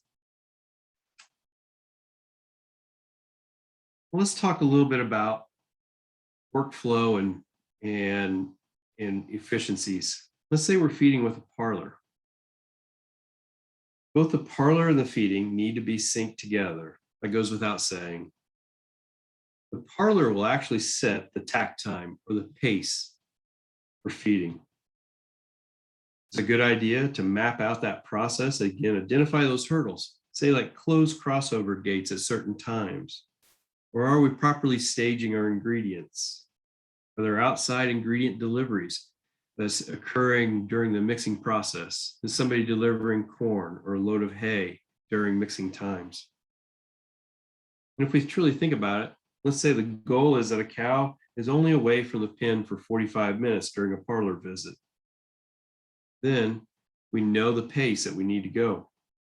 Feeding must be accomplished. Removal of feed, delivery, mixing and delivery need to all occur within under 45 minutes, which is really achievable when, one, the feeding center is organized, the operator doesn't have to leave the loader until the last ingredient is added, the ingredients are properly staged and available, there's minimal disruptions, ingredients like delivery of off-farm ingredients or having to fuel the tractor, and say that the grains are pre-batched or that we're using a pre-mix or a super mix at the farm. I've seen very well-designed feed centers that can load and have a process time of under 20 to 25 minutes, be able to deliver to the pen and return back to the feeding center in under 10 minutes when everything is staged properly and there's no obstacles in the feeder's way. So it's important that we're on time. We talk about the tempo of feeding and being synced. But it's also important that we're consistent when we're delivering feeds, when we're delivering feed to the pens. Our goal is that we are plus or minus 20 minutes from the day prior of when we delivered feed. So we want to be very consistent on the timing of delivery of feed. Lots of our feed software programs will give us nice visuals like this as it maps out when feed was delivered throughout the day. One of the drawbacks, though, to graphs when we look at this on a daily basis is, can we really tell the detail? Are we within 20 minutes of delivery from one day to the next?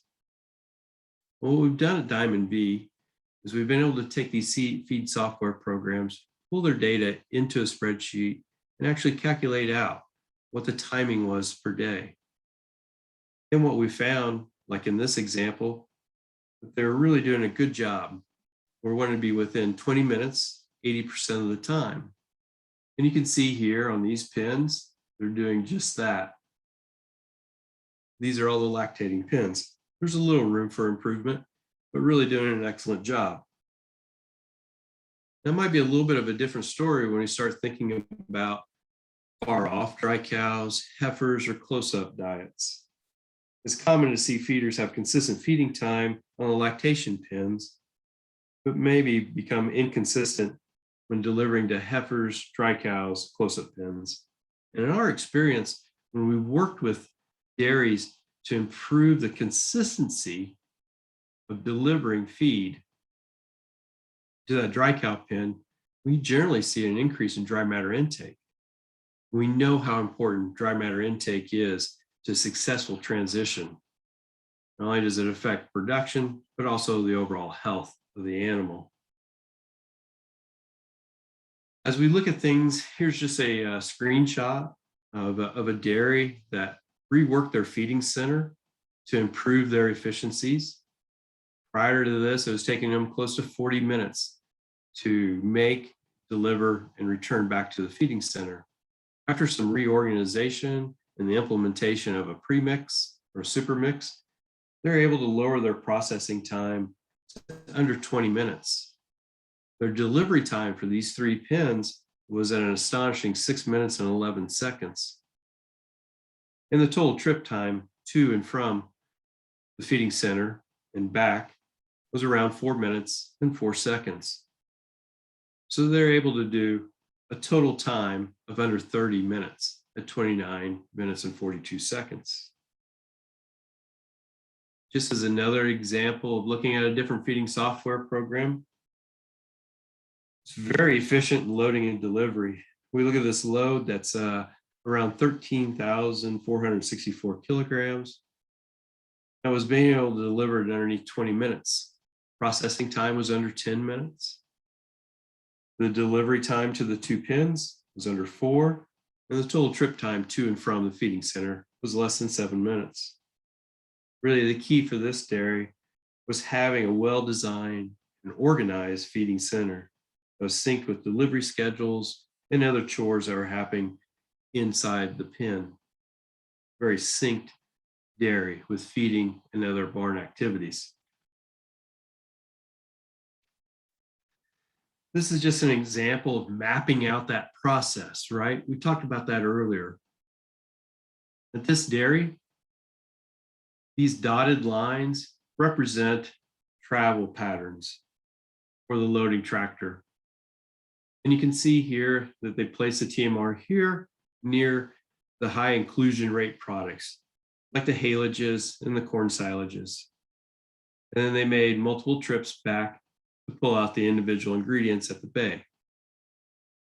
One other advantage of mapping out or laying out the dairy or the work flow is that you can actually identify potential hazards like right turns or blind corners represented by these starbursts.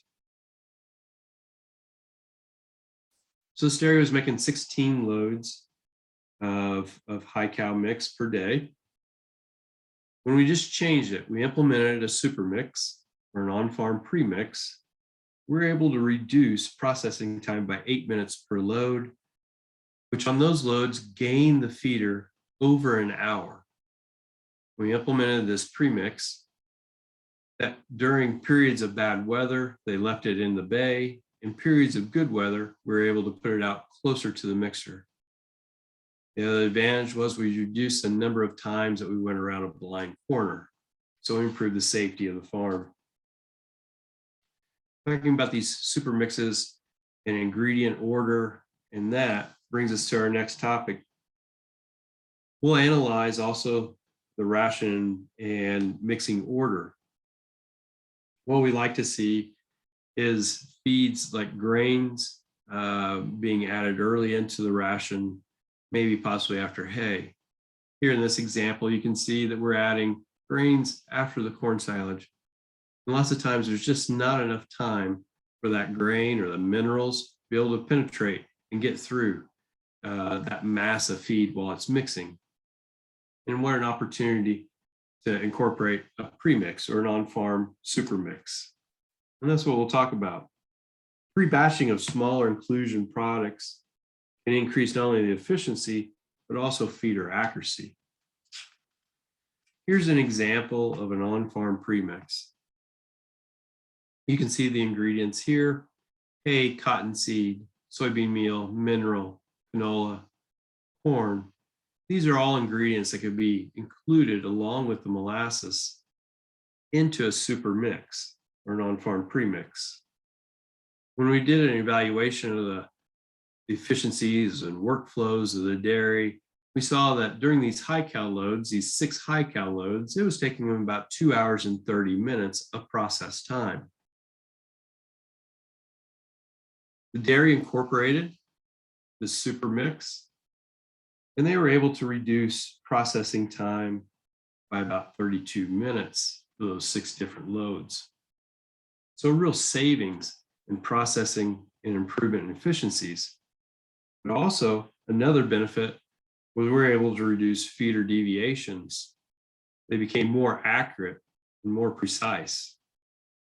And it kind of makes sense. When you think about it, in our example prior, they had 6 times where they had to be extremely accurate on that last load of soybean meal.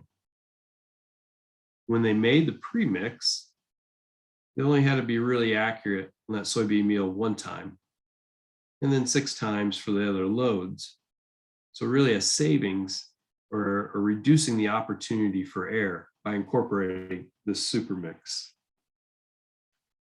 When we talk about ingredient order or premix order, or you can use these numbers for loading the TMR for every ingredient, we always recommend that you add straw or hay first. Allow enough time for that material to be separated. It's always a best practice to have it pre-processed. This is especially true for horizontal TMRs. We want to add dry ingredients after the hay and straw. Say if there's additional processing time that's needed or required, we can add maybe the protein like a soybean meal or a distiller's grain on top of that straw or hay to further increase processing efficiencies. And then we're going to add our dry ingredients from least to greatest. We'll include an ingredient at an amount inclusion rate of at least 2% of the total cumulative weight at the time of loading. We generally want to avoid adding any sort of wet byproducts, especially those byproducts that might be sticky, directly after minerals or other additives. Or we might see clumping. If we don't do that, we might see clumping of that mineral or that additive, or it doesn't have an opportunity to get distributed evenly throughout the mix. Liquid feeds generally are added last, like water, but we can add them earlier into the mix to control dust. And as a general rule, we've seen better results by adding the molasses to the on-farm premix. A lot better distribution of that sugar nutrient. We recommend a pause time of 3 to 5 minutes for the total TMR. If we're doing a pause time for a super mix or an on-farm premix, we're probably looking at 5 to 10 minutes, probably closer to 10 minutes for heavier loads. And when we're doing our pause time, we definitely want to mix it at a high rate, high RPM rate, generally at the upper end of the manufacturer's recommendations. Now, we always have to be aware or cognizant of the capacity of the load. We found our best loads for vertical mixers when they're at a 95% of the manufacturer's volume recommendations. For horizontal mixers, we've seen the best loads or the best results, the most consistent diets when we're about 75% of the struck volume of the tub. Sometimes bulk density plays into how consistent the mix is. And we're talking about pre-mixes or on-farm mixes. They can become very dense. So the inclusion of things like straw or cottonseed help lower the density of that diet. As a general rule, we're looking at 25 pounds per cubic foot. Horizontal mixers are not quite as sensitive as what vertical mixers are to the density. Kind of turning our attention back to the feeding software programs in that, they're really a great opportunity to monitor how well our feeders are taking or measuring the dry matters of the feed. We recommend as a best practice when we're checking our dry matters to go ahead and mix that defaced silage or that wet byproduct feed into a pile and turn it over 5 to 10 times to get a more uniform product, and then to go around that pile and take around 10 grab samples, mix that into a bucket, and then quarter sample down to the desired sample size. It'd be great if we could check this every twice a week. And again, we only want to move dry matter by 2 points. If we have a feed that changes more than 2 points, then we definitely want to resample and confirm that that change in dry matter was real. Here's an excellent example of a dairy here that did a good job of measuring dry matters routinely. But in 1 week, they moved it up 9 points in dry matter. Now, this could be a real change. It would have been nice to see a second sample right here in this dry matter log that confirmed that the feed did become that much drier. Shrink. Shrink is really that loss of feed ingredients that never have the potential for an economic return. Those losses can be from storage loss, loss of quality, loading errors. They can come from nature, from drying out from solar, or blowing away from wind, or increasing content from rain. They can also be robbed by pests like rodents or birds. I think Dutton put it pretty succinctly when he said it's really shrink is a percent of feed on a farm that's not accounted for by the ration, by the animals, or by the animals for which it's intended. We've done a good job. This is kind of an older study. This is from Kurtz in 1998. And I show this. He did a really good job of showing the potential for shrink in certain ingredients, whether they're left uncovered in open piles, or they're covered by three-sided base, or within a closed bin system.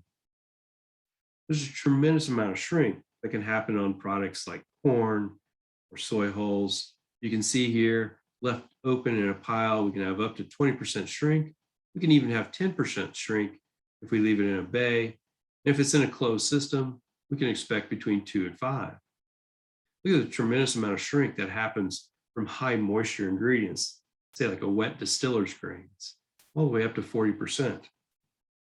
Again, I show this is from 1998. Our group and others have been monitoring dairies and reporting. These numbers still hold true.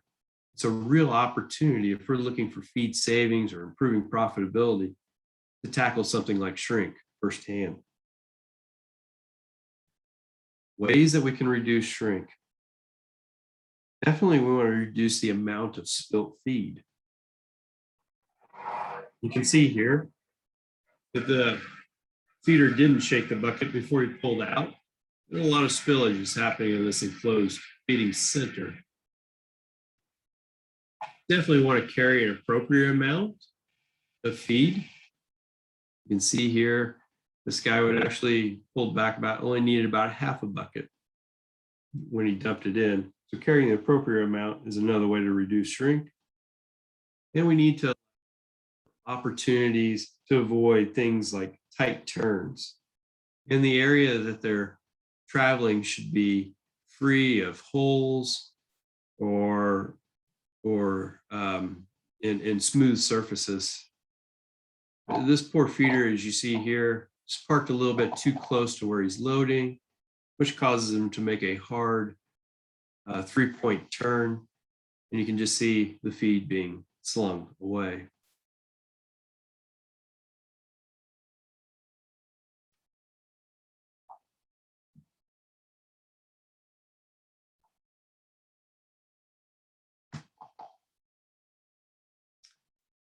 Kind of in a summary, here's those, it's kind of a summary. Here's those 11 mixing factors again. Please take a look at them, go back to your operations, see if there's any of these areas that you can improve upon. And remember, the goal is to provide nutrition to the animal that's processed again in an efficient manner. The ingredients are stored and loaded with minimal amount of shrink and waste. Loaded with precision and accuracy, delivered on time and on a consistent day-to-day basis, and that nutrition or that feed is available and accessible to the animal throughout the day. Every mouthful, hopefully, consumed is consistent from that very first pound to the last pound delivered, and then that ration maintains ration consistency throughout the day. And with that, I'll open it up to any questions.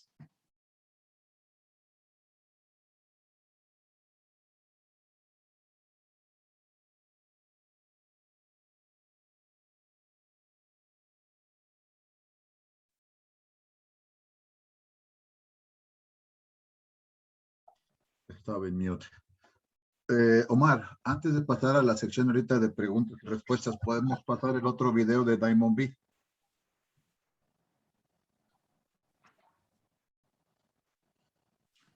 Okay. For more than 75 years, Diamond V has focused on science and technology to benefit animal health and productivity. Our discoveries and innovations have led to new ways of thinking and new products, all part of Diamond V's proprietary processes. The value we bring to our customers has evolved and grown over time. Today, Diamond V is a global animal health leader.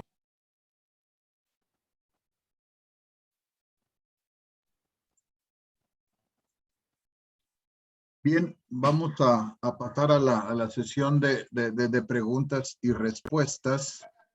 Aquí tenemos la primera pregunta para el Dr. Mark. Dice, ¿cuál es el porcentaje que considera bueno de error de carga y descarga?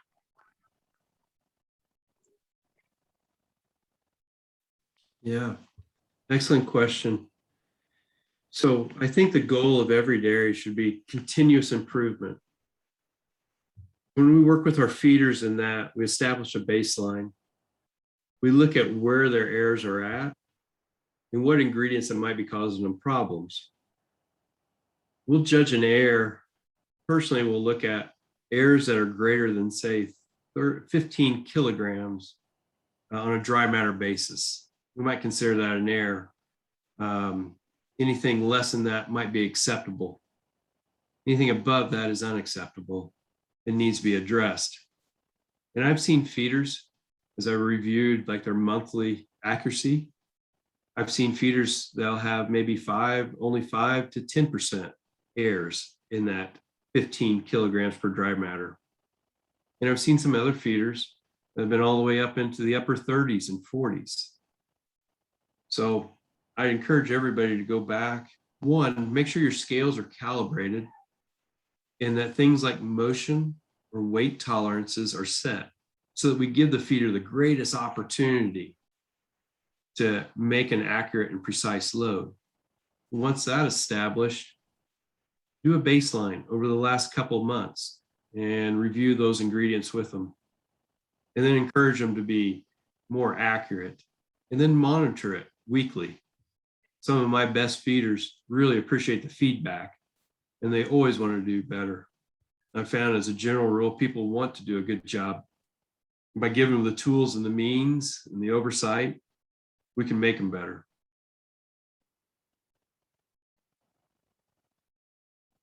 Bien, una nueva pregunta.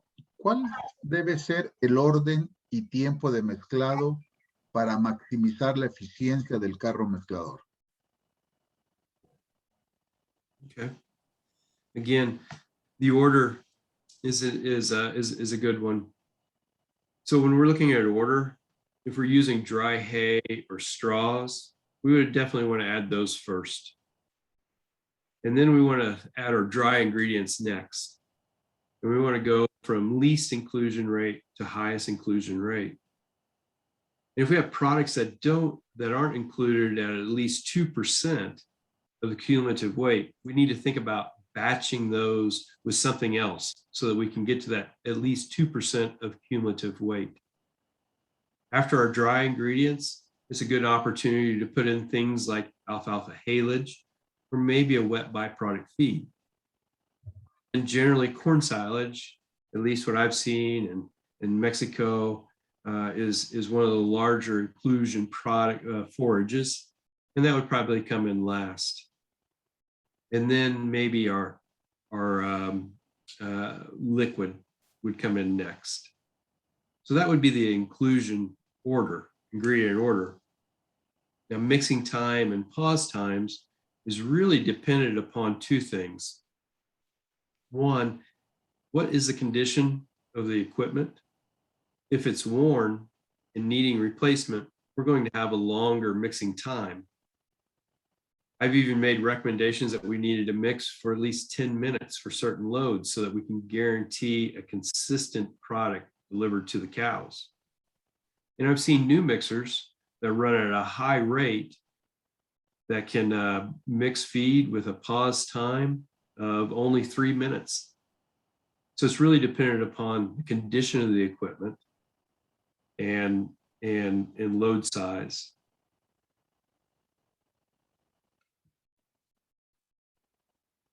Bien, una nueva pregunta. En el uso del separador de partículas de 3 bandejas de Penn State, ¿cuál es el coeficiente de variación que recomienda para cada caja? La de 19 milímetros, la de 8 milímetros y el fondo.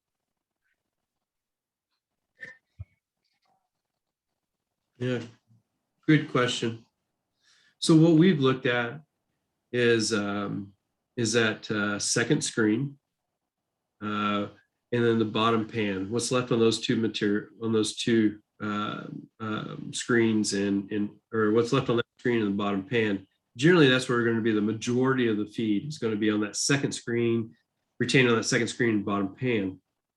As we calculate out a coefficient of variation for that large percentage of the diet, we want to be less than 3%.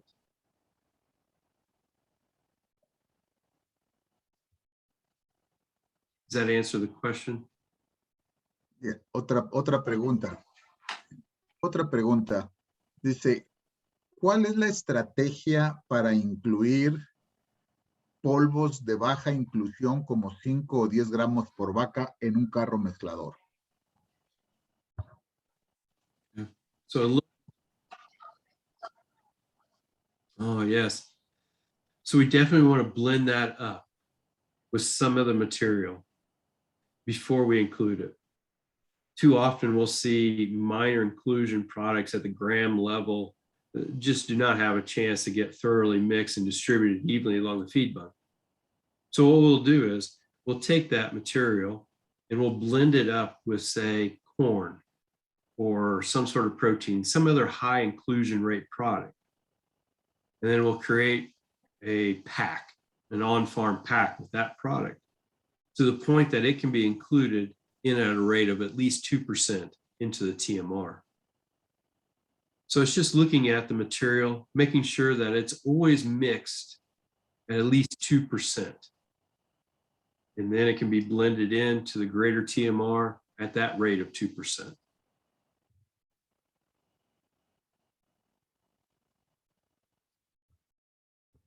Bien. Otra pregunta dice, ¿con qué frecuencia debo hacer auditorías del proceso de alimentación? Yeah, good question. Excellent question.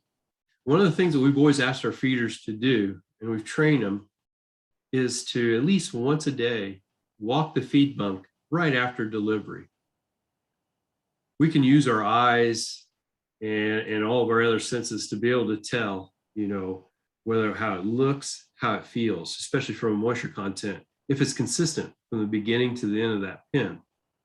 So I think daily we should always look at a couple different loads right after delivery. And then when we notice something different, then let's get a hold of our feed managers or our owners, have that discussion. And for a lot of our multi-site dairies, multiple or larger dairies, we're shaking out the samples, checking out these loads on a monthly basis. And we're taking loads, you know, like high cow loads that we're shaking them out. And if they're off, if they're not meeting specs, then we're wanting to evaluate the mixer, the feeding records to make sure it was accurate, the mixing time, etc. Going through those 11 factors and trying to identify it.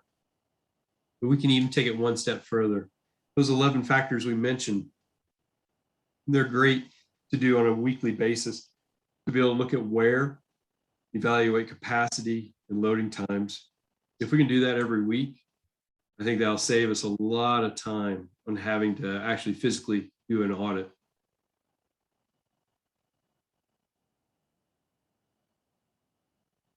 Bien, una última pregunta. Hay muchas preguntas, desgraciadamente, que el tiempo se nos va a acabar. Pero una pregunta interesante. Dice, el camión que utilizo es vertical de 18 metros cúbicos. ¿Qué capacidad en toneladas podría agregar en el mismo?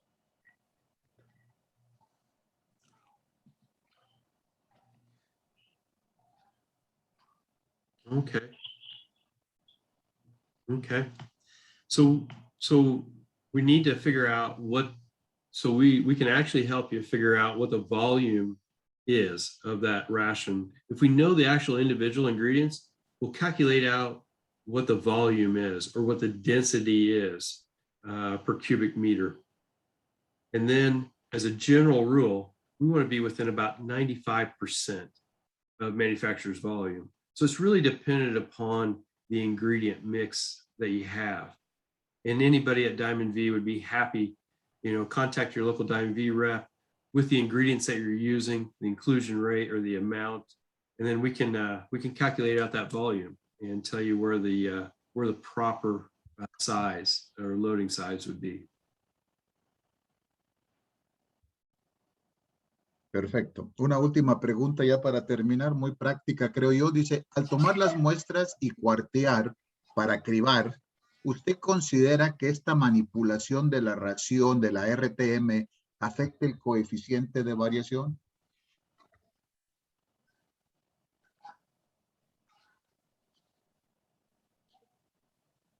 Can you repeat the very last part after we collect samples?